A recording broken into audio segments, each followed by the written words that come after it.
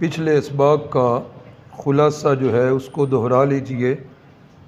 کل آپ صلی اللہ علیہ وسلم کی دنیاوی حیات طیبہ کتنی جی؟ قبل از نبوت حیات طیبہ، مکی حیات طیبہ جی 53 سال، مدنی حیات طیبہ میلاد النبی عام الفیل والے سال، واقعہ شق صدر پہلی دفعہ، والدہ ماجدہ کی وفات، دادا جان کی وفات جب آپ کی عمر مبارک 8 سال تھی، حضرت خدیجہ الکبریٰ سے نکاح کے وقت آپ صلی اللہ علیہ وسلم کی عمر مبارک، اماں جان کی عمر مبارک، تعمیر کعبہ 35 سال، پہلی وحی کا نزول، مکہ میں شرک کا بانی کون تھا؟ عمر ابن لحی جو بت لے کر آیا تھا۔ خفیہ تبلیغ کے کتنے سال؟ نبوی پہلے 3 سال ادھر آ گیا، پہلا دوسرا تیسرا نبوی سال خفیہ تبلیغ والے، اور اعلانیہ تبلیغ والا چوتھا سال جو ہے یہ اعلانیہ تبلیغ شروع ہوئی۔ یہ جو اسباق کا خلاصہ لکھا ہوا ہے نا، اس کو اب اچھی طرح ذہن نشین کر لیں۔ یہ تو میں نے آج تک ترتیب کے ساتھ لکھا ہے، اب اس کے بعد جو ہے ترتیب کے بغیر ہوگا، آگے پیچھے ہوگا تاکہ یہ پکا یاد ہو سکے۔ آواز تھوڑی سی بڑھاؤ یار اس کی، نہیں بڑھتی تو وہ چھوٹا نکال دو، ڈائریکٹ لگا دو۔ نحمدہ ونصلی علی رسولہ الکریم، اما بعد، اعوذ باللہ من الشیطان الرجیم، بسم اللہ الرحمن الرحیم۔ الحمد للہ الذی انزل علی عبدہ الکتاب ولم یجعل لہ عوجا قیما لینذر بأسا شدیدا من لدنہ ویبشر المؤمنین الذین یعملون الصالحات ان لہم اجرا حسنا ماکثین فیہ ابدا وینذر الذین قالوا اتخذ اللہ ولدا۔ صدق اللہ العظیم۔ ابھی بھی تھوڑی ہے یار نیچے سے جو ہے نا آ رہا ہے کہ آواز تھوڑی۔ اللہ اکبر۔ یہ تو ہم پڑھ چکے کہ پہلے دوسرے تیسرے سال کے اندر خفیہ تبلیغ ہوئی، اور اس خفیہ تبلیغ کے اثر سے بہت سارے خوش نصیب جو ہیں وہ مسلمان ہوئے، اور وہ جو خوش نصیب مسلمان ہوئے انہیں ہم کیا کہتے ہیں؟ السابقون الاولون۔ پھر چوتھے سال اللہ کا جب حکم آیا انذر عشیرتک الاقربین، پھر اللہ کا حکم یہ آ گیا فاصدع بما تؤمر واعرض عن المشرکین، کہ اے محبوب صلی اللہ علیہ وسلم قریبی رشتہ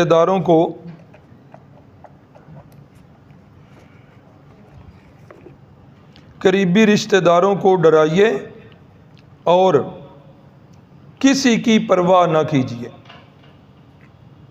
آپ ذرا آگے آ جائیں، آپ آ جائیں، آگے جگہ ہے، زبیر آپ بھی آگے آ جائیں، ادھر قریب آ جائیں۔ اللہ اکبر۔ اب ٹھیک ہے آواز۔ تو رسول اللہ صلی اللہ علیہ وسلم نے اعلانیہ تبلیغ جو ہے وہ شروع کر دی۔ اس تبلیغ سے اور بھی بہت سارے خوش نصیب لوگ جو ہیں وہ حلقہ اسلام میں داخل ہوئے۔ انہی سالوں کے اندر کا واقعہ وہ درمیان میں جس کا اشارہ ہے، ایک رات رسول اللہ صلی اللہ علیہ وسلم عبادت کرتے رہے، بیت اللہ شریف میں عبادت کرتے کرتے جس وقت سارے لوگ جو ہیں بیت اللہ سے نکل گئے، اپنے گھروں کو چلے گئے، تو بیت اللہ کی چابی جو ہے وہ عثمان ابن طلحہ کے پاس تھی، بیت اللہ کا کنجی بردار۔ اب یہ نئی آنے والی نسل کو بتانا پڑے گا کہ کنجی کیا ہوتی ہے۔ ہاں، کنجی چابی کو کہتے ہیں، بیت اللہ کی چابی اس کے پاس تھی۔ تو جب سارے لوگ نکل گئے تو رسول اللہ صلی اللہ علیہ وسلم نے فرمایا عثمان بیت اللہ کا دروازہ کھول لو، چابی مجھے دو، میرا دل یہ چاہتا ہے کہ اندر جا کر میں 2 نفلوں کی ادائیگی کر لوں، اندر جا کر 2 نفل پڑھ لوں۔ عثمان بن طلحہ نے انکار کر دی، کہا کہ نہیں، تو بے دین ہو گیا ہے، تو نے اپنے باپ دادا کے دین کو چھوڑ دیا ہے، لہذا یہ کام میں نہیں کروں۔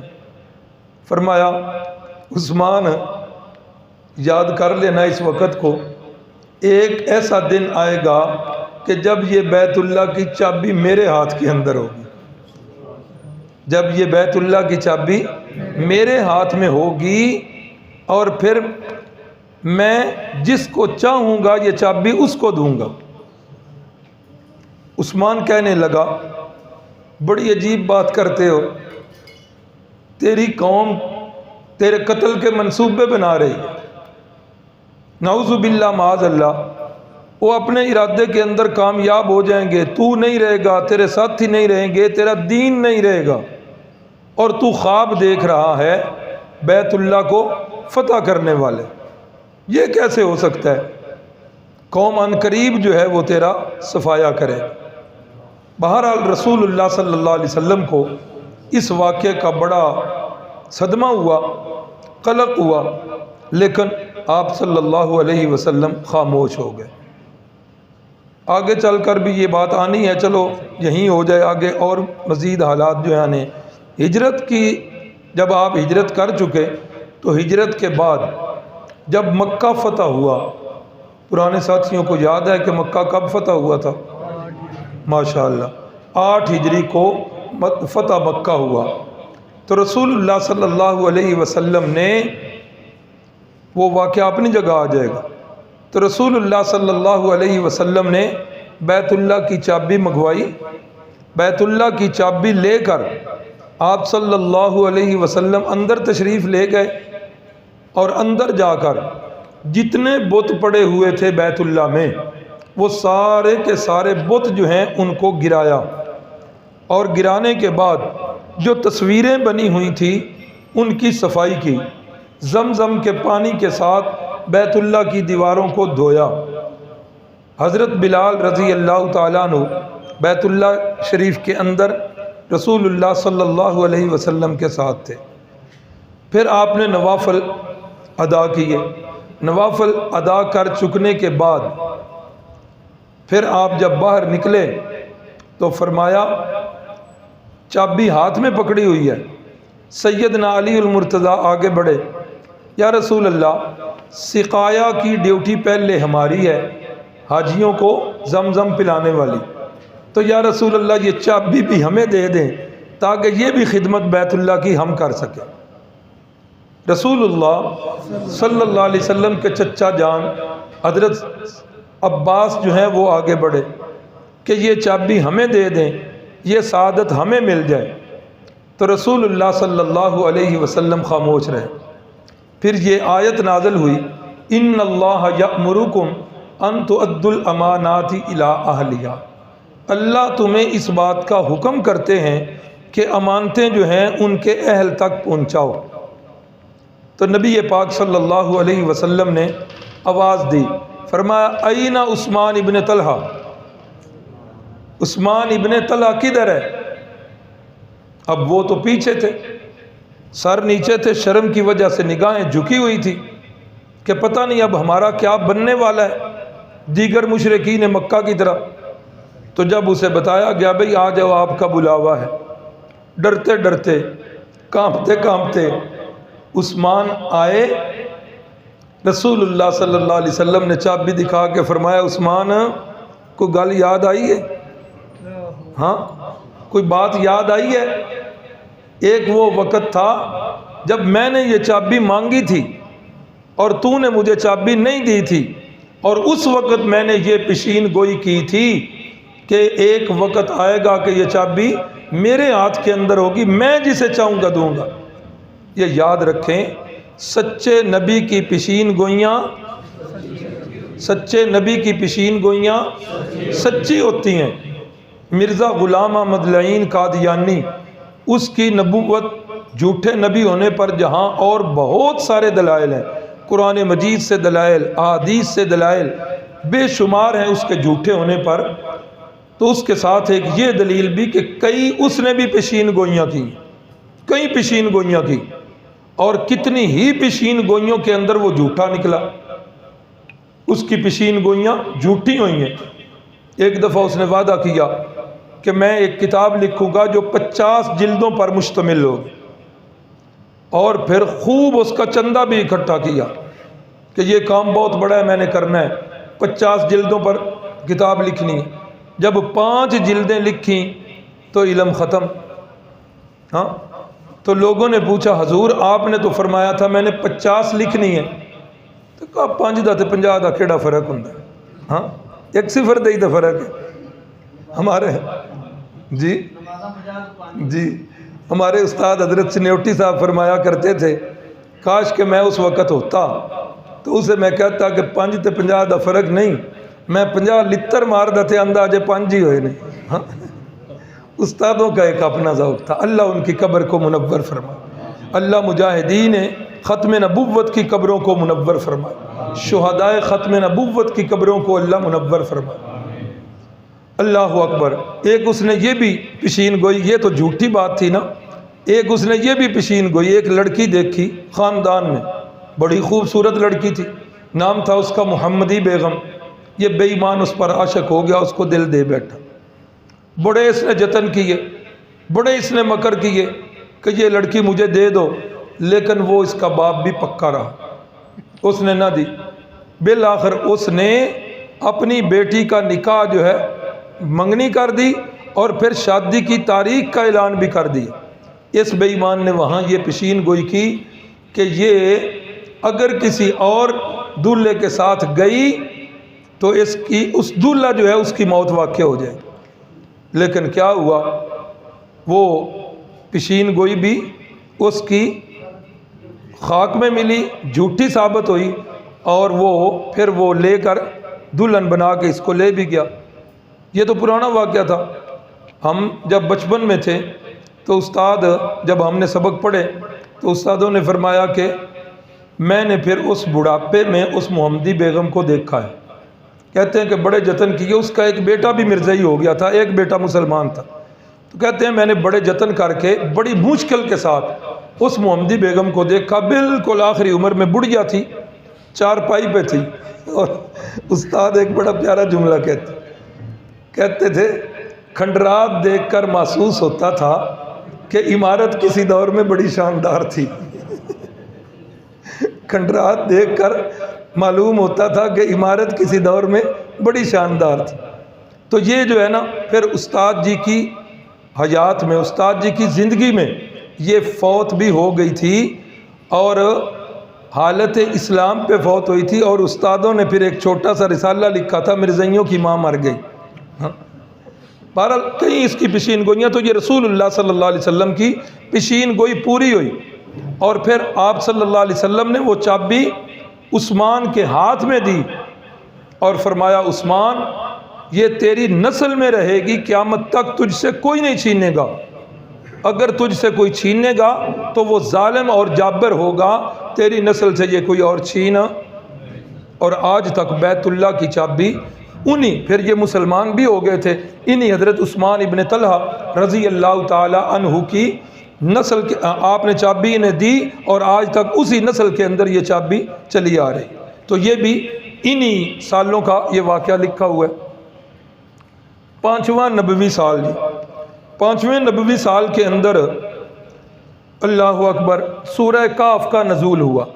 سورۃ الکاف، اس کو ترجمے کے ساتھ ضرور پڑھیں، ویسے تو پورا قرآن ہی پڑھنا چاہیے ترجمے کے ساتھ، لیکن چند صورتیں تو ایسی ہیں جن کے بارے میں خواتین سے کہا گیا کہ خواتین ان صورتوں کو ضرور پڑھیں، جن کے اندر سورہ نور ہے جس کے اندر پردے کے احکامات ہیں، سورۃ النساء ہے جس کا نام ہی عورتوں کے نام پر رکھا گیا۔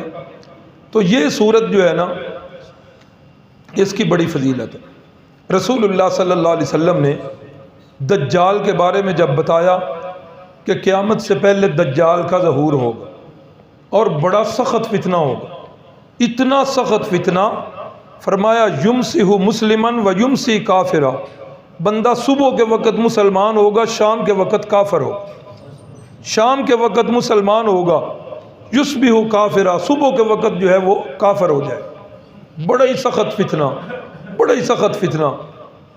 رسول اللہ صلی اللہ علیہ وسلم کی جو ماثور دعائیں منقول ہیں نا احادیث میں، ان دعاؤں کے اندر ایک یہ بھی دعا ہے، اللہم انی اعوذ بک من عذاب القبر۔ نماز میں یہ دعا، جہاں ہم رب اجعلنی پڑھتے ہیں نا، یہاں بھی کئی دعائیں ہیں، تو جن میں ایک یہ بھی دعا رسول اللہ صلی اللہ علیہ وسلم پڑھا کرتے تھے، 4 چیزوں سے پناہ مانگا کرتے، انی اعوذ بک من عذاب القبر، واعوذ بک من عذاب جہنم، واعوذ بک من فتنۃ المسیح الدجال، واعوذ بک من فتنۃ المحیا والممات۔ یہ 4 چیزوں سے رسول اللہ صلی اللہ علیہ وسلم پناہ مانگا، اور فرمایا کہ حضرت نوح علیہ السلام سے لے کر جتنے انبیاء آئے ہیں وہ سارے کے سارے دجال کے فتنے سے پناہ مانگتے۔ کتنا عظیم فتنہ یار، کتنا عظیم فتنہ۔ تمام انبیاء بھی اس فتنے سے پناہ اللہ کی مانگیں، اور خود رسول اللہ صلی اللہ علیہ وسلم بھی اس فتنے سے اللہ کی پناہ مانگ۔ کتنا عظیم فتنہ ہو، اللہ نے اس کو کچھ طاقتیں دی ہوں گی، ان کی وجہ سے یہ جب دعویٰ کرے گا کہ میں اللہ ہوں، میں خدا ہوں، لوگ کہیں گے اللہ تو وہ ہے جو زندگی دیتا ہے اور موت دیتا ہے، تو یہ مردوں کو زندہ کرے گا، اس کے پاس یہ طاقت بھی ہوگی۔ مسلمان جس کو استقامت ہوگی، اس کے سامنے جب مردہ زندہ کرے گا تو مسلمان کہیں گے ہاں واقعی رسول اللہ صلی اللہ علیہ وسلم نے تیری یہ نشانی بھی بتائی تھی کہ تیرے ہاتھ کے اندر یہ اللہ نے طاقت بھی رکھی ہوگی ایمان والوں کی آزمائش کے لیے۔ تو بڑا عظیم فتنہ۔ تو رسول اللہ صلی اللہ علیہ وسلم نے فرمایا کہ جو بندہ جمعے والے دن سورہ کہف کی تلاوت کرے گا، اللہ تعالیٰ اس کو اس فتنے سے محفوظ رکھے گا۔ سر دست جن حضرات کو یہ یاد نہیں ہے، 10 آیتیں پہلی اور 10 آیتیں پچھلی یہ ہر جمعے کو تلاوت کریں، اور ساتھ ساتھ اس کو معمول بنائیں زبانی یاد کرنے کا۔ تو جب زبانی یاد ہو جائے، پورے جمعے والے دن کسی وقت میں، جمعے سے پہلے ہو جائے، جمعے کے بعد، جمعے والے دن کے اندر اس کی سورۃ کہف کی ضرور تلاوت کریں۔ سورہ کہف کے اندر کیا ہے؟ ابتدا کے اندر تو وہ واقعہ ہے اصحاب کہف کا، اب وہ واقعہ تو نہیں سنا سکوں گا، لمبا ہو جائے گا کام۔ ایک اصحاب کہف کا واقعہ ہے، اس کے بعد حضرت سیدنا موسیٰ علیہ السلام اور سیدنا خضر علیہ السلام ان کا واقعہ ہے، اور تیسرے نمبر پر ذوالقرنین بادشاہ کا واقعہ ہے۔ یہ 3 واقعات ہیں اس سورت کے اندر۔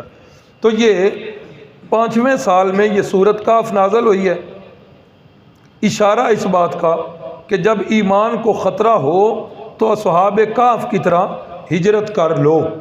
اشارات ہو رہے ہیں کہ مکے کی زمین تمہارے اوپر تنگ ہونے والی ہے، کیا کرنا ہے؟ ادفعوا الی الکہف۔ جس طرح انہوں نے ایک غار کی طرف ہجرت کی تھی، تو تم بھی کیا کرو، جب مکے کی سرزمین تنگ ہو جائے تو تم بھی ہجرت کر لو۔ حضرت موسیٰ علیہ السلام اور حضرت خضر علیہ السلام کے واقعہ سے سبق یاد ہوگا۔ واقعہ کیا ہے کہ حضرت موسیٰ علیہ السلام قوم میں تبلیغ کر رہے ہیں، اتنا پیارا واعظ کہ سارے لوگ جو ہے زارو قطار رو پڑے۔ مجمع کے اندر سے کسی نے پوچھا حضرت جی آپ سے بڑا کوئی عالم اس وقت روئے زمین پر ہے؟ فرمایا نہیں، سب سے بڑا عالم میں ہوں۔ من وجہ یہ بات تو ٹھیک تھی کہ پیغمبر وقت کا سب سے بڑا عالم ہوتا ہے، پیغمبر سے بڑھ کر کسی کا علم نہیں ہو سکتا۔ کیوں؟ اس لیے کہ پیغمبر کے استاد کون ہوتے ہیں؟ سچے نبی کی علامات میں ایک یہ بھی علامت ہے کہ سچا نبی جو ہے دنیا کے اندر اس کا استاد کوئی نہیں۔ اور مرزا غلام احمد قادیانی پرائمری میں پڑھتا رہا، ہائی میں پڑھتا رہا، مڈل میں، یہ ساری اس نے کلاس سے پڑھی ہیں، دنیا میں بھی اس کے استاد تھے۔ تو سب سے بڑا عالم جو ہے وہ اللہ کے سچے نبی ہوتے ہیں، اس لحاظ سے بات تو ٹھیک تھی، لیکن اس کے اندر میں کا لفظ آیا، اور میں کا لفظ اللہ کو پسند نہیں کہ میں سب سے بڑا عالم۔ تو اللہ نے ایک سفر جو ہے اس کی طرف رہنمائی کی کہ چلو ایک ہمارا بندہ ہے تو اس کے پاس چلو۔ تو حضرت خضر علیہ السلام سے ملاقات ہو گئی، دونوں اللہ کے بندے چل پڑے، ایک کشتی میں سوار ہوئے۔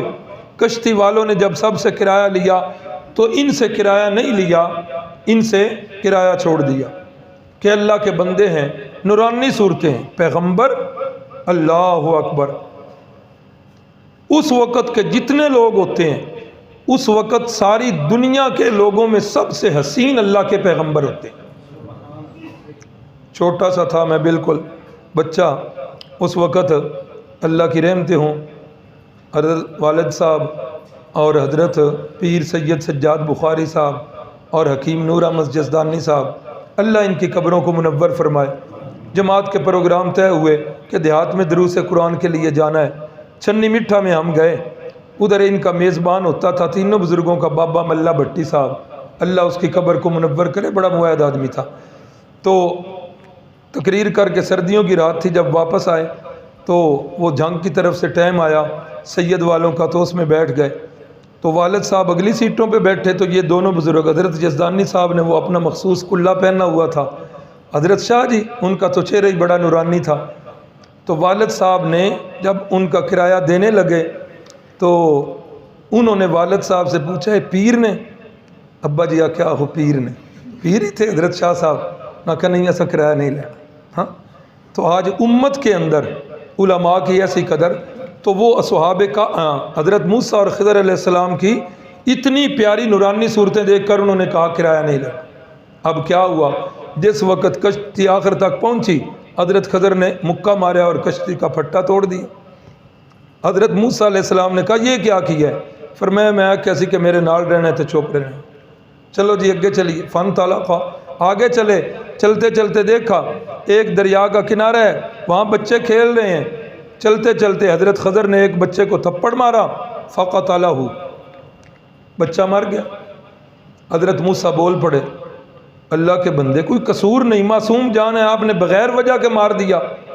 فرمایا پھر تسی بول پے ہو، میں کیسی کہ میرے نال رہنا ہے تو بولنا نہیں۔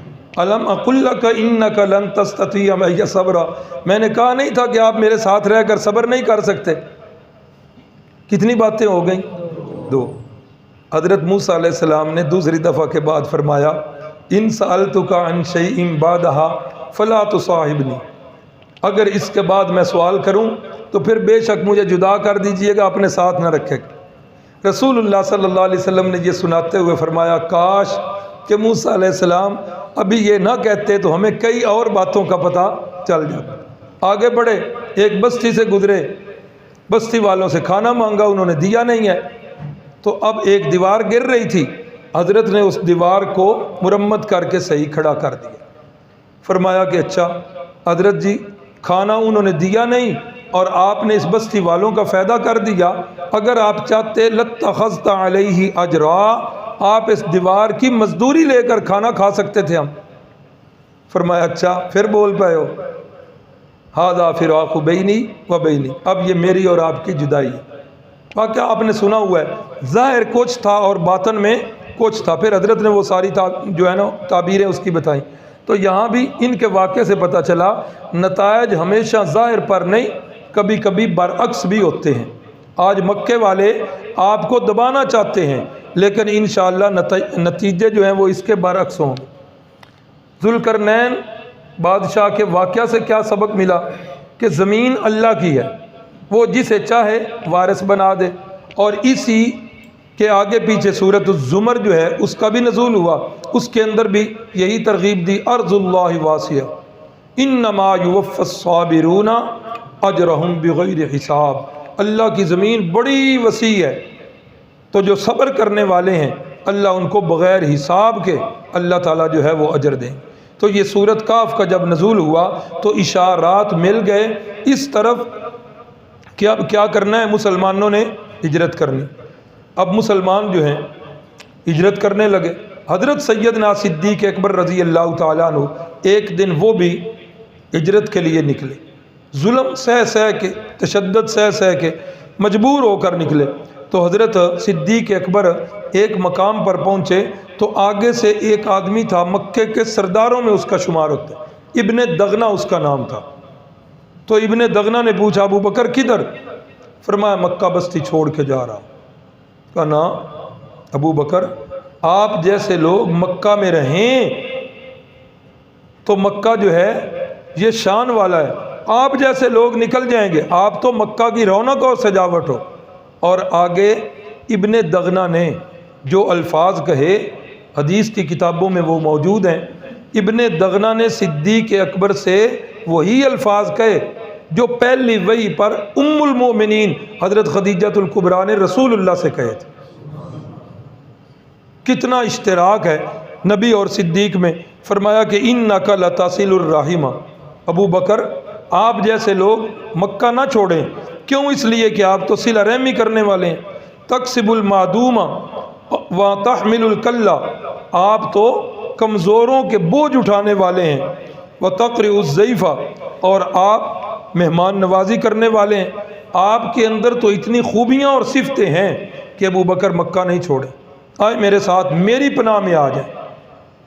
ابو بکر کو واپس لے آئے، واپس لا کر اعلان کر دیا بھئی ابو بکر کو میں پناہ دے چکا ہوں، لہذا کوئی بندہ ابو بکر کو ہاتھ نہیں لگائے گا۔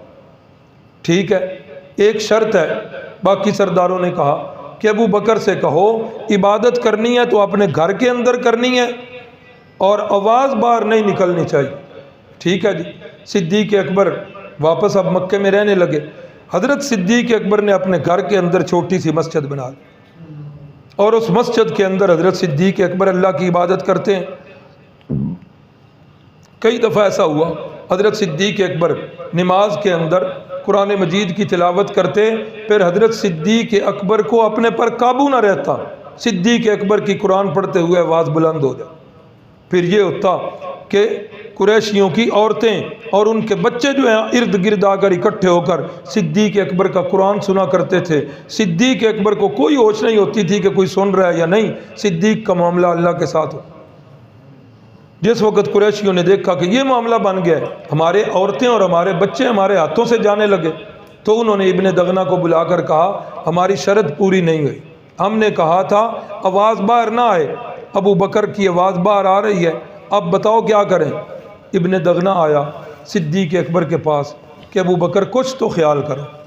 تو صدیق اکبر نے فرمایا کہ مجھے تیری پناہ کی کوئی ضرورت نہیں، میں اب اللہ کی پناہ میں آ چکا ہوں۔ واپس کر دی اس کی پناہ۔ تو بہرحال یہ ہجرت جو ہے اس کی طرف اب ذہن بن رہا تھا، تو صحابہ اکرام بیچارے بڑے پریشان، خاص کر کے وہ صحابہ جو بیچارے غریب تھے، ان کی تو حالت ہی کوئی نہیں، تشدد ہی تشدد۔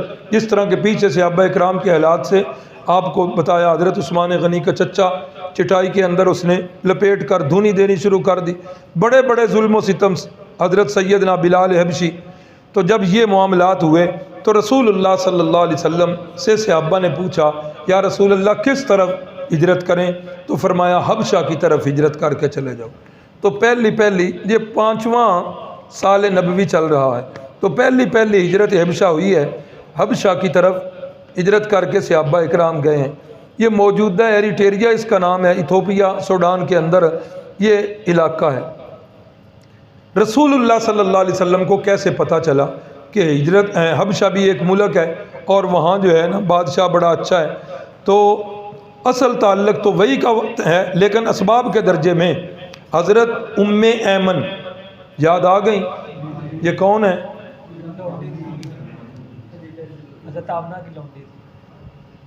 جو رسول اللہ صلی اللہ علیہ وسلم کو والد کی طرف سے ترکے میں ملی تھی، تو یہ حبشی النسل تھی، ان کی زبانی ملک حبشہ کے حالات کا بھی پتہ اور بادشاہ کا بھی پتہ۔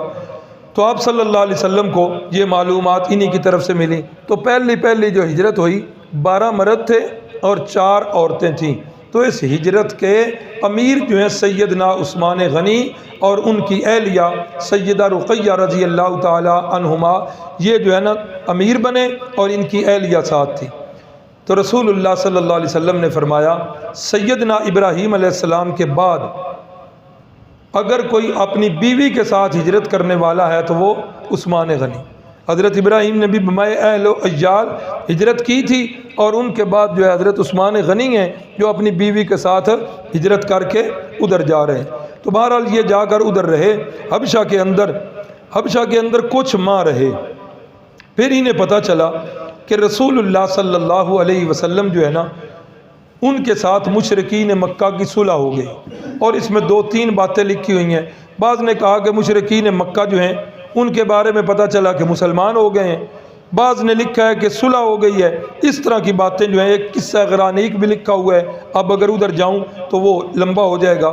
تو بہرحال یہ صحابہ اکرام غالباً رجب کے اندر گئے تھے اور شوال کے اندر یہ واپس آ گئے۔ رجب، شعبان، رمضان اور شوال، چوتھے مہینے انہیں پتہ چلا کہ صلح ہو گئی ہے یا جو بھی، تو یہ واپس آ گئے۔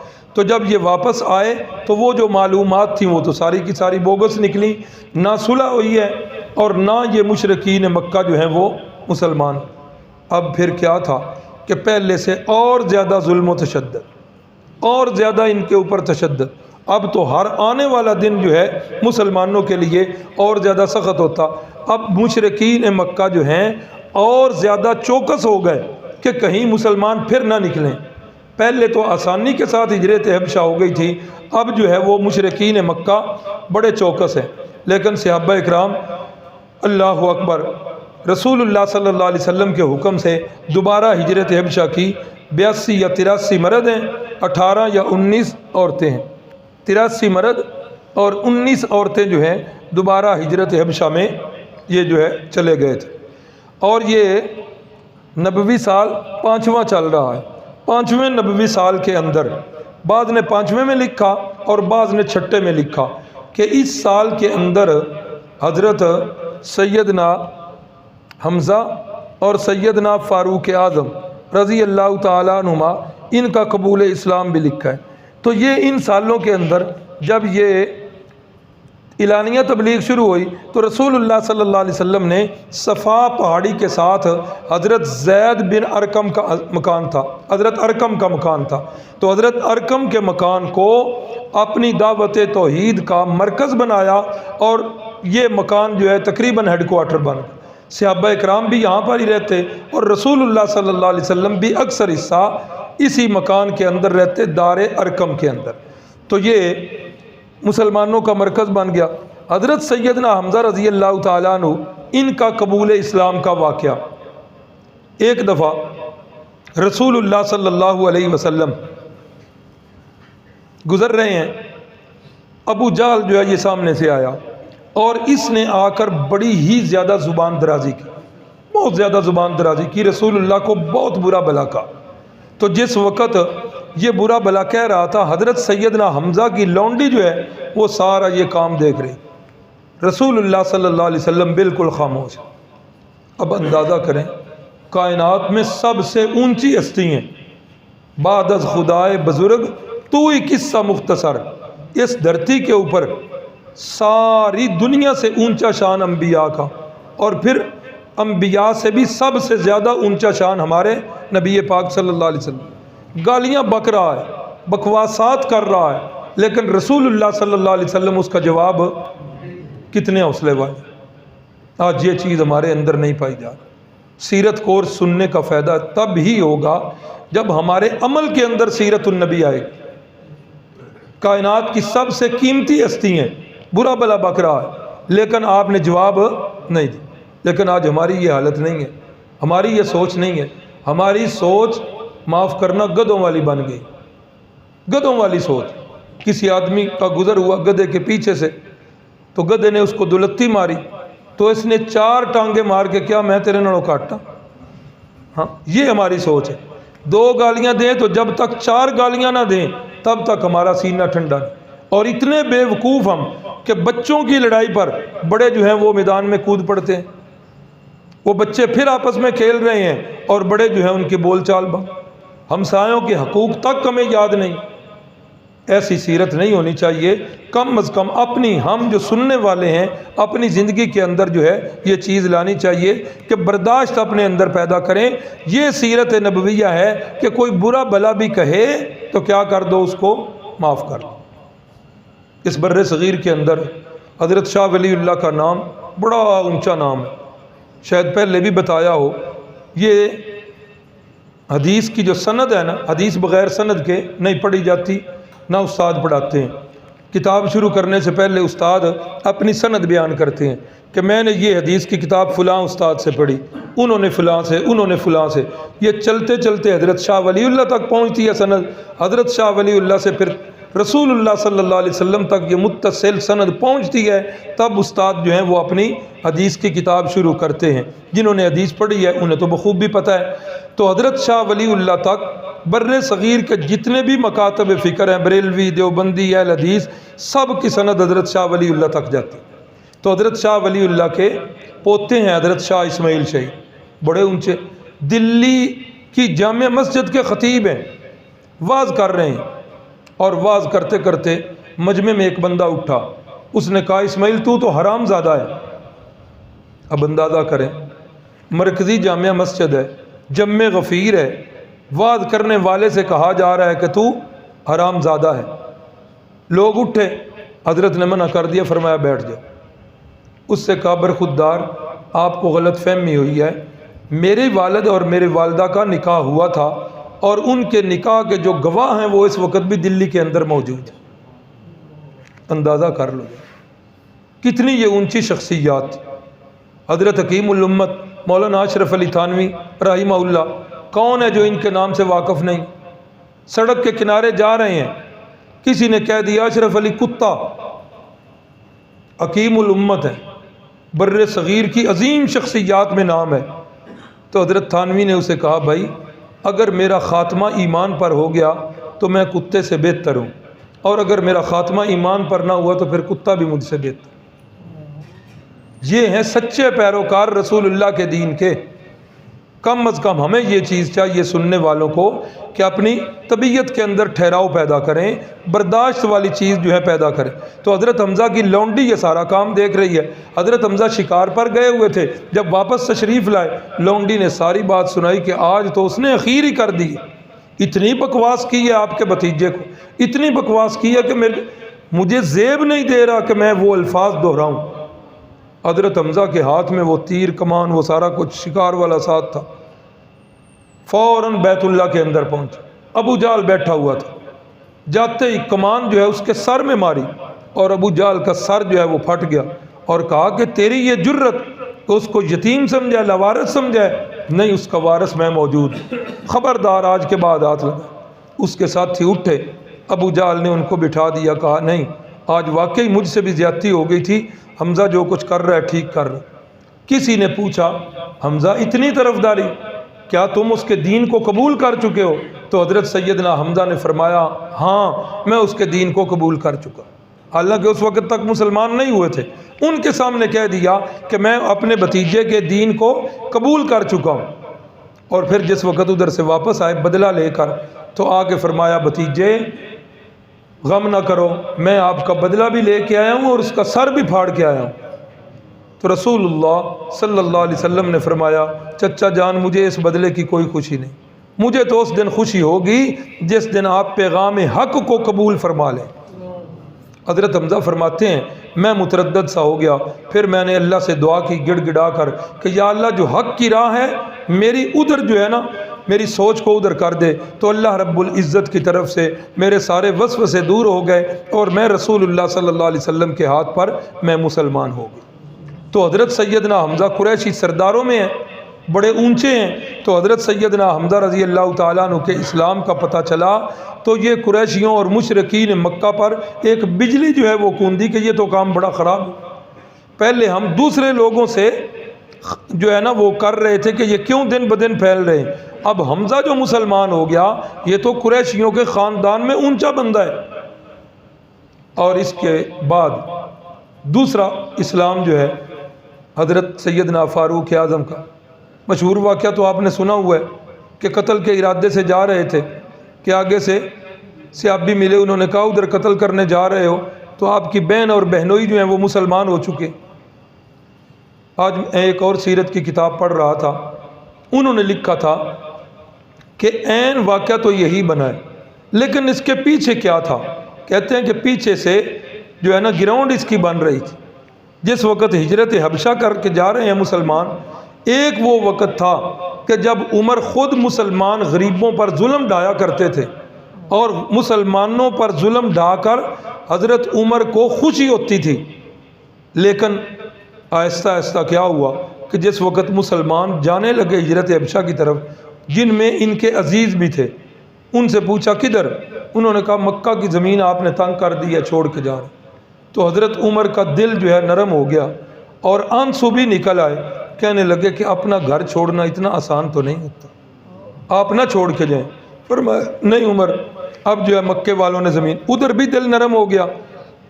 اور ایک اور واقعہ بھی لکھا ہوا ہے کہ رسول اللہ صلی اللہ علیہ وسلم بیت اللہ میں نماز پڑھ رہے ہیں اور نماز کے اندر قرآن مجید کی تلاوت اونچی آواز سے کر، حضرت حمزہ بیت اللہ کی دوسری جانب ہے اور رسول اللہ صلی اللہ علیہ وسلم کا قرآن مجید سن رہے، جو قرآن مجید سن رہے ہیں حضرت حمزہ کے دل پر رقت ہو رہی ہے، اور حضرت حمزہ رضی اللہ تعالیٰ عنہ قرآن سنتے ہی ساتھ رونا بھی شروع کر دیا۔ ہاں، حضرت عمر رضی اللہ تعالیٰ رونا بھی شروع کر دیا۔ تو جس وقت رسول اللہ صلی اللہ علیہ وسلم جو ہے وہ چلے تو حضرت فاروق اعظم بھی پیچھے چل پڑے۔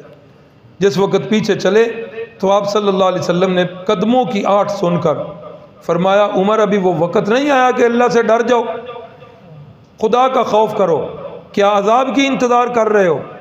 فرمایا نہیں، ان قریب جو ہے میں آپ کو مثبت جو ہے وہ خبر دوں۔ اب ادھر جو ہے دار الندوہ کے اندر قریشیوں کا میٹنگ ہو رہی ہے، اجلاس ہو رہا ہے کہ یار یہ تو دن بدن بندے بڑھ رہے ہیں، کوئی پکا کام کرو۔ بالآخر یہی کہا گیا کہ کسی غیر محسوس طریقے سے نعوذ باللہ قتل کیا جائے۔ حضرت عمر بولے، کہنے لگے غیر محسوس طریقہ کیا ہوتا ہے؟ اعلان جو ہے یہ کام کرو، ڈرنے کی کیا ضرورت ہے؟ بتاؤ کون کرے گا؟ سارے چپ۔ کسی نے کہا پھر آپ ہی کر دو یہ کام۔ کہا اچھا ٹھیک ہے میں کرتا ہوں۔ تو جب چلے آگے سے وہ صحابی مل گئے، انہوں نے یہ خبر دے دی، پھر گھر جا کر بہن سے اور بہنوئی سے قرآن مجید سن لیا۔ تو یہ پیچھے سے بھی رقت بن چکی تھی، آگے جو ہے اتفاقی واقعہ یہ بھی بن گیا۔ تو حضرت سیدنا فاروق اعظم مسلمان ہو گئے، اور ادھر ابو جہل جو ہے انتظار میں ہے۔ اب یہ سیدھے ابو جہل کے گھر میں گئے اور جا کر اسے دروازہ کھٹکھٹایا۔ اب وہ تو انتظار میں تھا کہ عمر خبر لے کے آئے گا کہ جو مشن سونپا گیا تھا وہ مشن پورا ہو گیا، لیکن جب اس نے دروازہ کھولا تو سیدنا فاروق اعظم نے بتایا کہ الحمدللہ میں مسلمان ہو چکا ہوں۔ اس کے ساتھ ہی بڑے غصے سے اس نے جو ہے دروازہ بند کر دیا اور دروازہ بند کر کے واپس چلا گیا۔ تو حضرت سیدنا فاروق اعظم رضی اللہ تعالیٰ عنہ سیدھے پھر جو ہے اپنے بہن اور بہنوئی کے ساتھ رسول اللہ صلی اللہ علیہ وسلم کے پاس دار ارقم میں چلے گئے۔ تو دار ارقم کے اندر پہنچ کر رسول اللہ نے پھر فرمایا عمر تم باز نہیں آؤ گے، ذلت والے عذاب کے منتظر ہو؟ فرمایا یا رسول اللہ اب وہ وقت آ گیا ہے، ہاتھ بڑھائیے، عمر غلام بننے کے لیے تیار ہو چکا ہے۔ تو رسول اللہ صلی اللہ علیہ وسلم پر جو ہے نا اپنے ان کے ہاتھ مبارک پر بیعت کی اور اسلام کے حلقے میں داخل ہو گئے۔ اب سوچا کہ کس کے ذریعے سے اپنی خبر نشر کراؤں تاکہ پورے مکے کے اندر یہ خبر پھیل جائے۔ انسانوں کی بھی قسمیں ہوتی ہیں نا، بعض انسان ایسے ہوتے ہیں کہ جو خبر کو بڑی جلدی نشر کر دیتے ہیں۔ ہمارے بھائی محمد طاہر مٹھو صاحب اللہ ان کی قبر کو منور فرمائے، کوئی بھی دینی پروگرام یا مدرسے کے پروگرام کی خبر ہوتی بڑی جلدی نشر کرتے تھے۔ تو ایک بندہ جس کا نام لکھا ہوا ہے حضرت فاروق اعظم، اسے ملے جمیل ابن معمر، اس کا نام لکھا ہوا ہے۔ حضرت فاروق اعظم نے اسے بتایا کہ الحمدللہ میں محمد عربی کا غلام بن چکا ہوں۔ تو اس نے پھر کیا کیا، پورے مکے کی گلیوں عمر بے دین ہو گیا، عمر بے دین ہو گیا۔ حضرت عمر نے ایک گلی میں جاتے ہوئے اسے پکڑ لیا، فرمایا بے دین کیا ہوتا ہے؟ اب ہی تو میں دیندار ہوا ہوں، اب بھی تو اصل دین مجھے ملا ہے۔ تو حضرت فاروق اعظم رضی اللہ تعالیٰ عنہ یہ بھی پھر مسلمان ہو گئے، اور ان دونوں کے اسلام لانے سے قریش مکہ کے زور جو ہے وہ ٹوٹ گیا اور ان کا غصہ اور بڑھ گیا۔ پھر 2 یا 4 دن نہیں گزرے یا 1 دن گزرا، حضرت فاروق اعظم فرمانے لگے یا رسول اللہ کیا اسلام سچا دین نہیں ہے؟ جی ہے، سچا دین ہے، ہم حق پر نہیں ہیں، حق پر۔ یا رسول اللہ جو باطل ہے، مشرک ہے، وہ بیت اللہ کے اندر عبادت کریں اور ہم حق پر ہو کر دار ارقم کے اندر عبادت کریں۔ نہیں یا رسول اللہ بیت اللہ میں چلیں گے۔ فرمایا عمر تیری قوم سے بھی ڈر لگتا ہے، تعداد میں تھوڑے ہیں، ہم کمزور ہیں۔ فرمایا نہیں یا رسول اللہ، عمر کے آنے سے پہلے بھی دار ارقم میں عبادت ہو، عمر کے آنے کے بعد بھی دار ارقم میں عبادت ہو، عمر کے اسلام لانے کا فائدہ کیا ہو؟ یا رسول اللہ چلتے ہیں۔ صحابہ اکرام کی 2 لائنیں بنی، ایک لائن کی فرنٹ پہ سب سے پہلے حضرت فاروق اعظم ہے اور دوسری قطار کے شروع میں حضرت سیدنا حمزہ رضی اللہ، درمیان میں رسول اللہ ہیں، پیچھے صحابہ اکرام ہیں اور حضرت فاروق اعظم یوں تلوار لہرا لہرا کر اعلان کرتے ہوئے جا رہے ہیں۔ عمر جو ہے اللہ کے نبی کا کلمہ پڑھ چکا ہے، عمر محمد الرسول اللہ کا غلام بن چکا ہے، کسی نے بچے یتیم کروانے ہیں تو آ جائے سامنے، کسی نے بیوی کو بیوہ کروانا ہے آ جائے سامنے۔ عمر اپنے نبی کا غلام بن چکا ہے، بیت اللہ کے اندر نماز پڑھنے جا رہا ہے، کسی کی طاقت ہے تو آئے عمر کو روک کر دے۔ اللہ اکبر اللہ۔ تو جب یہ سما بنا، جا کر بیت اللہ میں نماز کی ادائیگی ہوئی تو رسول اللہ نے اس وقت حضرت عمر کو لقب دیا، کون سا؟ فاروق اعظم۔ فاروق کا کیا معنی؟ فرق کرنے والا، کہ اسلام اور کفر کے درمیان فرق کرنے والا، اور فرمایا کہ اسلام لانے کے بعد یہ فرق ہوا اسلام پر کہ پہلے مسلمان خفیہ عبادت کرتے تھے، اب مسلمان جو ہے اعلانیہ عبادت کر رہے۔ اللہ اکبر۔ تو یہ دوبارہ ہجرت حبشہ جو ہوئی، مسلمان گئے تو کتنے مرد لکھے ہیں؟ 83 مرد ہیں اور 19 عورتیں ہیں۔ اب قریش کو بڑی تکلیف ہے کہ پہلے تو تھوڑے لوگ گئے تھے، اب زیادہ لوگ چلے گئے ہیں، بڑے پریشان، کریں تو کیا کریں؟ مشورہ ہوا، انہوں نے کہا کہ ٹھیک ہے، اپنا ایک وفد بھیجتے ہیں اور اس وفد کے ساتھ ہم کیا کرتے ہیں، بڑے قیمتی تحائف بھی دیتے ہیں وفد والوں، اور وہ جا کر ملیں نجاشی سے اور انہیں بتائیں کہ یہ ہمارے بھگوڑے ہیں اور آپ کے ملک میں پناہ لے چکے ہیں، آپ انہیں ایسا کریں ہمارے حوالے کر دیں، ہم جانیں اور یہ جانیں۔ اور انہوں نے بیش بہا قیمتی انعامات دیے کہ کیا کرنا ہے، نجاشی کو یہ خصوصی انعام دینے ہیں اور یہ باقی انعامات نجاشی کو جو چیلے چمٹے ہیں، جو اس کے قریبی ہیں، پہلے ان کو انعام دے کر ان کو رام کر لینا، تاکہ جب نجاشی کے دربار میں تم اپنی آواز لگاؤ گے تو وہ لوگ تمہاری آواز کے ہم آواز بن جائیں گے اور تمہاری آواز کے اندر طاقت بن جائے۔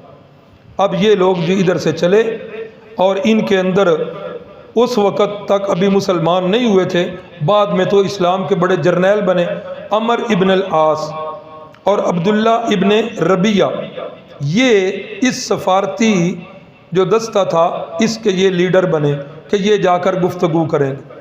اب جس وقت یہ ادھر پہنچے تو جا کر نجاشی کے دربار میں جو مذہبی پیشوا تھے، بطریق ان کا نام لکھا ہو، بطریق بات تو کے ساتھ، بطریقوں کو ملے اور جا کر جو ہے نا اپنا مدعا بیان کیا، ان کو تحفے تحائف دیے، ان کو اپنا ہم نوا بنایا کہ ایسا کریں کل نجاشی سے ہمیں ٹائم بھی لے کر دیں، اور جس وقت ہم اپنا موقف پیش کریں نا تو آپ نے ہماری تائید کرنی۔ ٹھیک ہے جی، الانسان عبد الاحسان، ہاں انسان احسان کا بندہ ہے۔ جب ان کے منہ بند کر لیے گئے تحفے دے کر، انہوں نے کہا کہ ضرور ہم تائید کریں گے۔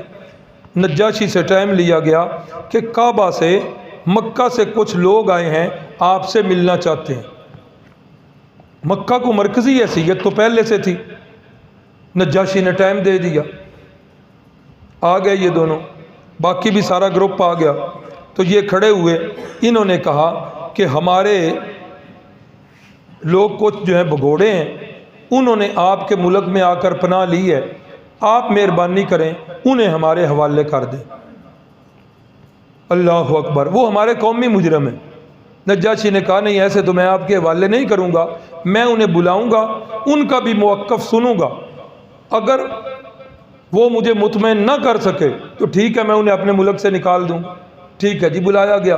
اب نجاشی کے دربار کا یہ اصول تھا کہ جو بھی دربار میں داخل ہوتا پہلے نجاشی کو سجدہ کرتے پھر اندر داخل ہوتے، اور انہوں نے عمر ابن العاص اور عبداللہ ابن ربیہ نے اور دیگر وہ جو ارکان تھے وفد کے، انہوں نے یہ سارا کام کیا۔ اب جس وقت یہ صحابہ اکرام داخل ہوئے تو انہوں نے سجدہ نہیں کیا۔ اب وہ جو ہے درباری چیخ پڑے، بطریق، اوہو یہ تو دربار کے آداب کے خلاف کر رہے ہیں جی، یہ بڑے گستاخ لوگ ہیں، انہوں نے آپ کو سجدہ کیوں نہیں کیا؟ نجاشی نے پوچھا ہاں بھائی سجدہ کیوں نہیں کیا؟ کہا کہ ہم جو ہے اللہ کے سوا کسی اور کو سجدہ نہیں کرتے۔ ہمارے میں پیغمبر نے ہمیں بتایا ہے کہ اللہ کے سوا سجدہ کسی کو جائز نہیں. ہمیں طریقہ سلام لینے کا بتایا ہے، ہم نے آپ کے ساتھ سلام لیا ہے. ہم تو اپنے نبی کو بھی سجدہ نہیں کرتے، ہم نبی سے بھی سلام لیتے ہیں، اپنے پیارے محبوب سے بھی سلام لیتے ہیں، آپس میں جب ملتے ہیں تب بھی سلام لیتے ہیں. اور ہمیں ہمارے محبوب نے بتایا کہ جنت کے اندر جب ہم جائیں گے تو یہ سلام ایسا تحفہ ہے، دعواہم فیہا سبحانک اللہم وتحیتہم فیہا سلام. یہ جنتیوں کا تحفہ ہے. آپ بھی بھائیو اس سلام والے تحفے کو نہ بولیں، یہ قرآن مجید کہہ رہا ہے کہ یہ جنتی لوگوں کا تحفہ ہے. ہاں دنیا کے تحفے ہمیں اچھے لگتے ہیں، ہاں جب کوئی ہمارے گھر میں آئے کوئی تحفہ لے کر، ہاں ہوں تو مہنگائی دی وجہ تو یہ بھی کم دن بدن گھٹ ہوندا جاندا، ہاں تو وہ تحفے اچھے لگتے ہیں. یہ تحفے کیا ہیں؟ جنت کے تحفوں میں قرآن کہہ رہا ہے سلام والا تحفہ ہے. موبائل فون پر جب بھی کال سنیں تو سلام ضرور لیا کریں، ہیلو والا جملہ چھوڑ دیں. گھر میں داخل ہوں تب سلام کریں، گھر سے نکلنے لگے تب سلام کریں. حدیث پاک میں ہے کہ رسول اللہ صلی اللہ علیہ وسلم ایک محفل میں جب آیا کرتے 3 دفعہ سلام لیتے تھے، ایک محفل میں 3 دفعہ. پھر محدثین نے لکھا 3 دفعہ کیسے؟ ایک دفعہ جب داخل ہونے لگے تب، دوسری دفعہ جب آ کر قریب بیٹھنے لگتے تب سلام کرتے، تیسری دفعہ جب جانے لگتے تب سلام کرتے. یہ معمولی چیز نہیں ہے. آپ تشریف فرما ہیں، ایک صحابی تشریف لائے، فرمایا السلام علیکم. آپ نے فرمایا اس کے لیے 10 نیکیاں واجب ہو گئی. کتنی نیکیاں؟ دوسرے صحابی آئے، انہوں نے فرمایا السلام علیکم ورحمۃ اللہ، فرمایا اس کے لیے 20 نیکیاں واجب ہو. تیسرے آئے، انہوں نے کہا السلام علیکم ورحمۃ اللہ وبرکاتہ، فرمایا اس کے لیے 30 نیکیاں واجب ہو گئی. اور یہی اتنا سلام مسنون ہے. اس سے آگے الفاظ جو ہیں وہ ہمارے بنائے ہوئے ہیں، اور جنت حلال ہو دوزخ حرام ہو، یہ ہمارے پنجابیوں کے لفظ ہیں. مسنون سلام یہی ہے السلام علیکم ورحمۃ اللہ وبرکاتہ، اور جواب بھی یہی 3 وعلیکم السلام ورحمۃ اللہ وبرکاتہ. 30 نیکیاں، اور قیامت والے دن ایک نیکی کی بھی ضرورت پڑے گی. میں تو کئی دفعہ یہ کہتا ہوں کہ نیکی دی قدر پوچھنی ہوئے نا تو الیکشن دے دن جڑے تواڈے امیدوار نے انہاں کولوں پوچھیا کرو. ہاں ایک نیکی کی قدر یقین کریں کہ اس وقت تو گلیوں میں جتنا کیچڑ ہو وہ کیچڑ کے اندر آ جاتے ہیں، جھک جھک کے سلام کر رہے ہوتے ہیں. 6 مہینے پہلے دیاں فوتگیاں انہاں دی تعزیت کرن آئے ہوندے. ہاں جی آپ کا خادم، میں آپ کا نوکر، وہ سارا یہ کام کیوں کر رہے ہو؟ بعد میں تو وہ ہم جیسے لوگوں کے ساتھ سلام لے کر راضی نہیں. وہ یہ سارا کیوں کرتے ہیں کہ اپنے لیول سے انتہائی نیچے آ جاتے ہیں. کیوں ایسا کرتے ہیں؟ انہیں پتہ ہوتا ہے کہ ایک ایک ووٹ سے ہار اور جیت کے فیصلے ہونے ہوتے. پچھلے بھی کئی دفعہ پہلے کئی سال پنجاب اسمبلی میں وزیر اعظم کا فیصلہ ہونا تھا، اور جب میرا خیال ہے مولانا معاویہ اعظم کا ووٹ تھا، میرا خیال ہے معاویہ صاحب کا تھا، چلو بہرحال ایک ووٹ تھا، جدھر چلا جاتا اس نے وزیر اعلیٰ بننا تھا. تو ان کو پتہ ہوتا ہے کہ ایک ایک ووٹ سے ہار جیت کے فیصلے ہونے ہیں، اس لیے وہ اپنے لیول سے بڑے نیچے آ کر ایسا کام کر رہے ہوتے ہیں. بھائیو اللہ کی قسم قیامت والے دن میری اور آپ کی ہار جیت کے فیصلے بھی ایک ایک نیکی پر ہوں. اس لیے ہمارے مرشد صلی اللہ علیہ وسلم نے فرمایا لا تحتقرن من المعروف شیئا، فرمایا چھوٹی سی نیکی کو بھی حقیر نہ سمجھو. اللہ اکبر. خیر نجاشی نے کہا ہاں جی کیا بات ہے، یہ آپ کے وطن سے آئے ہیں، آپ کے شہر سے، یہ آپ کو لینے کے لیے آئے ہیں، کیا معاملہ ہے؟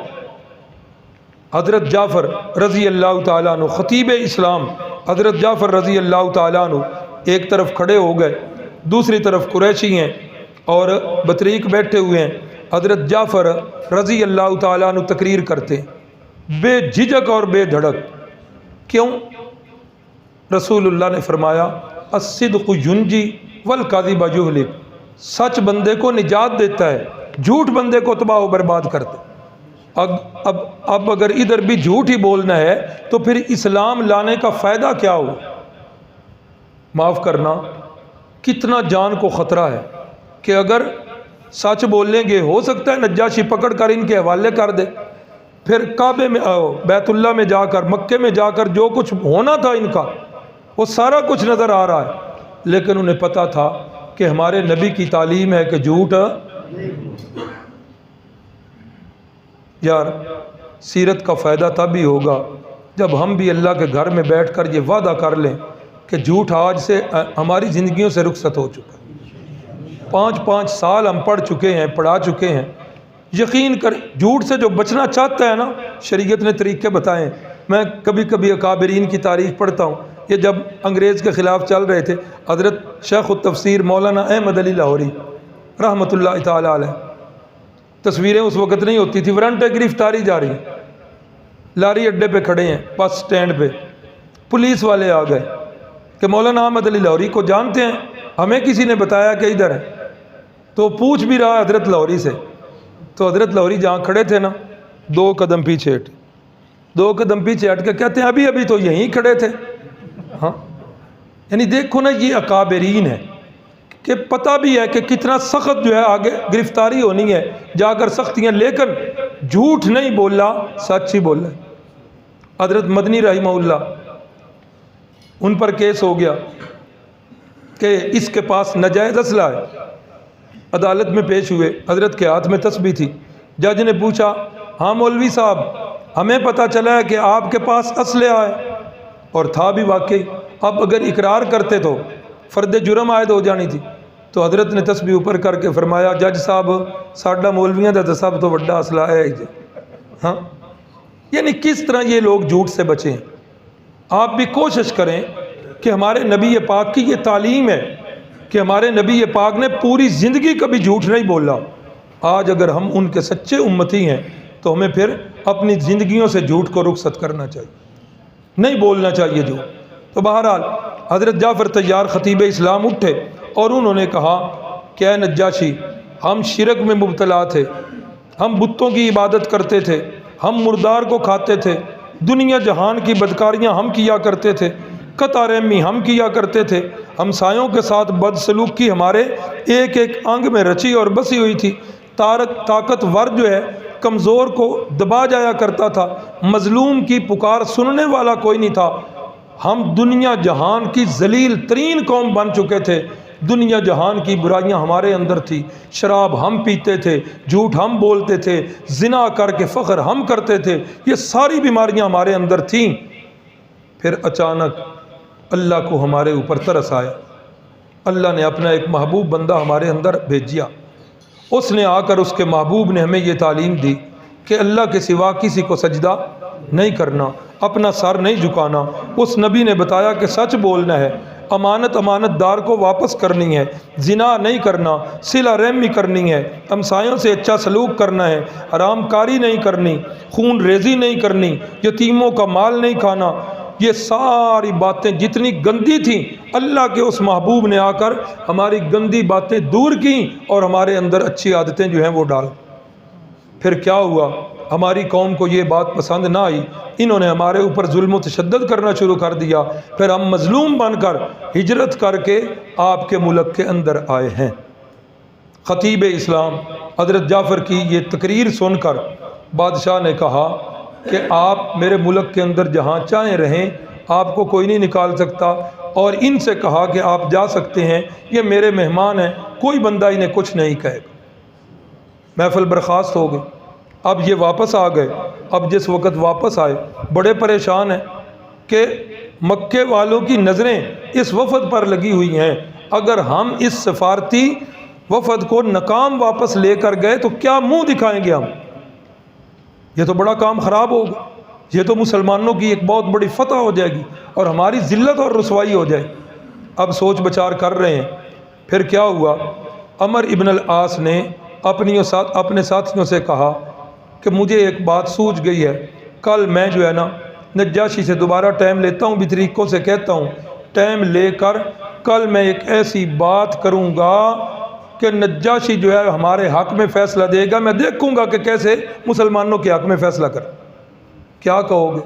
کہا یہ میرے اوپر چھوڑ دو۔ پھر جا کر بطریقوں کو تحفے دیے، پھر انہیں اپنا ہم نوا بنایا کہ صرف ایک دفعہ جو ہے نا آج صبح وقت لے دو۔ بدریقوں نے پھر رام کیا، وہ جیسے جتن کر کے پھر جو ہے نجاشی سے ٹائم لے دیا۔ دوسرے دن نجاشی نے جب بلایا کہا جی کیا بات؟ وہ بادشاہ سلامت آپ کے دربار کی ہیبت دیکھ کر، آپ کی شان و شوکت دیکھ کر وہ اصل بات تو ہمارے ذہن سے ہی نکل گئی تھی، اصل بات تو بتانا ہی ہم بھول گئے تھے، دوسری باتیں جو ہیں وہ آ گئیں یاد تو وہ اصل بات رہ گئی۔ کیا اصل بات؟ بادشاہ سلامت یہ ولیوں کے منکر ہیں، یہ نبیوں کے گستاخ ہیں، یہ حضرت عیسیٰ علیہ السلام کے گستاخ ہیں، یہ ان کو نہیں مانتے۔ یہی پراپوگنڈا آج ہمارے خلاف بھی ہو رہا کہ یہ متشدد ہیں، یہ جی ولیوں کے گستاخ ہیں۔ اللہ سچا اللہ کا ولی ہو تو اس کی جوتیاں سیدھی کرنا یہ ہمارے لیے باعث فخر، بشرطے کہ اللہ کا ولی ہو۔ اور اللہ کے ولی کی پہچان کیا ہے؟ اقوالہ و افعالہ حجۃ للناس، جس کی کوئی بات اسلام کے خلاف نہ ہو، جس کا کوئی عمل اسلام کے خلاف نہ ہو، وہ اللہ کا سچا ولی۔ اللہ اکبر۔ بادشاہ نے کہا ہاں جی بتاؤ جی یہ کیا کہہ رہے ہیں؟ یہ کہہ رہے ہیں کہ آپ ولیوں کے منکر ہیں، نبیوں کے گستاخ ہیں، حضرت عیسیٰ کی گستاخی کرتے ہیں۔ حضرت جعفر فرماتے ہیں کہ اب میرے ذہن میں آیا کہ کیا کروں، سچ بول لوں تو شاید پھر کام نہ خراب ہو جائے، گیم الٹی نہ ہو جائے۔ کہتے ہیں اللہ نے میرے دل میں القاء کیا کہ جعفر تیرے نبی کی یہ تعلیم ہے کہ جھوٹ نہیں بولنا۔ حضرت جعفر فرماتے ہیں کہ میں نے سورہ مریم کی تلاوت شروع کر دی۔ کاف ہا یا عین صاد ذکر رحمت ربک عبدہ زکریا اذ نادى ربہ نداء خفیا، پڑھتے پڑھتے پھر میں نے وذکر فی الکتاب مریم اذ انتبذت من اہلہا مکانا شرقیا فاتخذت من دونہم حجابا۔ فرماتے ہیں میں اللہ کے قرآن کی تلاوت کر رہا ہوں اور نجاشی جو ہے اس کی آنکھوں سے آنسو جو ہیں وہ جاری ہو۔ وَإِذَا سَمِعُوا مَا أُنزِلَ إِلَى الرَّسُولِ تَرَىٰ أَعْيُنُهُمْ تفیض من الدمع مما عرفوا من الحق، حق کو پہچان کر ان کی آنکھیں جو ہیں وہ برسنا شروع ہو جاتی ہیں، ان کی آنکھوں سے آنسو جاری ہو جاتے ہیں۔ فرمایا ہم ان کو اللہ کا بیٹا نہیں کہتے، ہم انہیں عبداللہ کہتے ہیں۔ حضرت عیسیٰ اللہ کے بندے تھے، ان کی والدہ بڑی اونچے درجے کی اللہ کی بندی تھیں، اور حضرت عیسیٰ اللہ کے سچے پیغمبر تھے، بیٹے نہیں تھے، اللہ کے پیغمبر تھے۔ جس وقت یہ ساری سورت کی تلاوت کی نجاشی رو پڑا۔ نجاشی نے زمین سے ایک تنکا اٹھایا اور ساروں کے سامنے تنکا کر کے کہا جو یہ باتیں کر رہے ہیں نا یہ جعفر، حضرت عیسیٰ علیہ السلام کی شان وہی ہے جو انہوں نے بیان کی ہے، ایک تنکا بھی اس سے زیادہ شان نہیں۔ نجاشی نے کہا اٹھ جاؤ میرے دربار سے چلے جاؤ، اور مسلمانوں سے کہا جب تک آپ کی مرضی ہے آپ میرے ملک میں رہو، اگر کوئی بندہ آپ کو تنگ کرے ڈائریکٹ میرے پاس آؤ، دیکھو میں اس کے اوپر تاوان کیسے لگاتا ہوں۔ تو پھر کیا ہوا، اس کے اندر بھی انہوں نے جو ہے نا ناکامی ہوئی۔ تو جب یہ نجاشی نے ان کو واپس بھیجا تو ان کے تحفے تحائف، نجاشی کہنے لگا کہ ان کے تحفے بھی سارے انہیں واپس کر دو، اللہ نے جب مجھے حکومت دی تھی تو اللہ نے مجھ سے رشوت نہیں لی تھی، تو مجھے بھی رشوت نہیں چاہیے۔ پھر اس کا ایک واقعہ ہے کہ وہ اس کو حکومت کیسے ملی، خیر وہ ہمارے موضوع سے متعلق نہیں ہے۔ تو نجاشی نے یہ کہہ کر ان کے تحفے تحائف بھی واپس کر دیے اور انہیں واپس بھیج دیا۔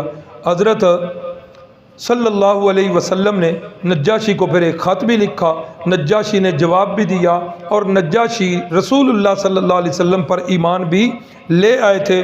اور جب نجاشی کی وفات ہوئی تو رسول اللہ صلی اللہ علیہ وسلم نے ان کا جنازہ بھی پڑھایا۔